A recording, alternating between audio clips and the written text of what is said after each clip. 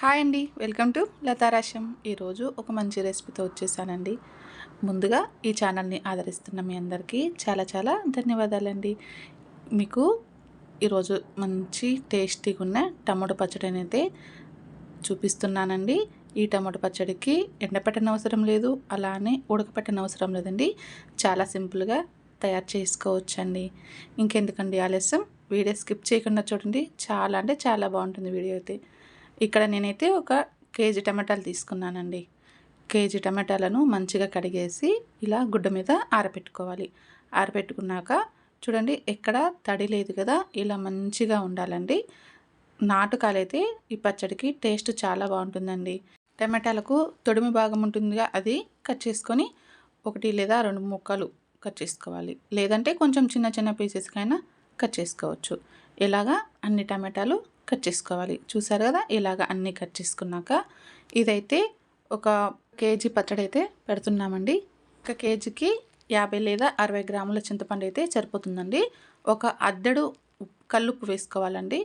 కల్లుప్పు వేసుకున్నాక ఒక వెల్లుల్లి గడ్డను ఇలా ఒలుచుకొని వేసుకోవాలి. ఒక అద్దెడు కారం అండి, కారం వేసుకోవాలి. ఇక్కడ ఆవాలు 3 స్పూన్ల ఆవాలు, 2 స్పూన్ల మెంతులు తీసుకొని మంచిగా ఫ్రై చేసి ఇలా గ్రైండ్ చేసుకోవాలండి. పొడి పచ్చడి నేను తీసుకొని ఇలాగ మొత్తం ఫ్రై చేసుకొని గ్రైండ్ చేసి పెట్టుకున్నాను. అది కానీ వేస్తున్నానండి. వేసుకున్నాక మొత్తం ఒకసారి మంచిగా టమాటాలలో కలిసేటట్టు కలిపేసుకోవాలి. ఇలా చేశారంటే చాలా బాగుంటుందండి పచ్చడి అయితే. ఇది బయట పెట్టుకున్నామంటే 5-6 నెలలు ఉంటుంది. ఫ్రిడ్జ్లో పెట్టుకున్నామంటే సంవత్సరం పాటు నిల్వ ఉంటుందండి. చాలా అంటే చాలా బాగుంటుంది. ఇప్పుడు ఉప్పు కారం అంతా కలిసిపోయింది కదా, కొంచెం కొంచెం వేసుకొని మిక్సీ పట్టేసుకోవాలండి. మీ దగ్గర గ్రైండర్ ఉంది అంటే గ్రైండర్ అయినా పట్టుకోవచ్చు.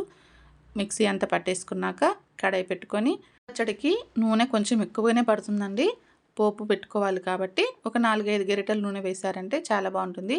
నూనె వేడైనాక పోపు దినుసులు, ఎండుమిరపకాయలు, కరివేపాకు, కట్ చేసుకున్న వెల్లుల్లి కానీ వేసుకొని మంచిగా ఫ్రై చేసుకోవాలండి. ఫ్రై చేసుకున్నాక ముందుగా పట్టి పెట్టుకున్న టమాటో పచ్చడి ఉంది కదా, అది కానీ వేసుకుని మంచిగా కలిపేసుకోవాలండి. ఇలా చేశారంటే టమాటో పచ్చడి అయితే చాలా అంటే చాలా బాగుంటుందండి.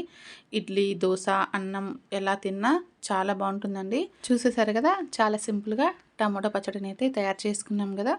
మీరు కానీ ఖచ్చితంగా ట్రై చేయండి. లైక్ చేయండి, షేర్ చేయండి. ఇలాంటి మరిన్ని వంటల కోసం సబ్స్క్రైబ్ చేసుకోండి.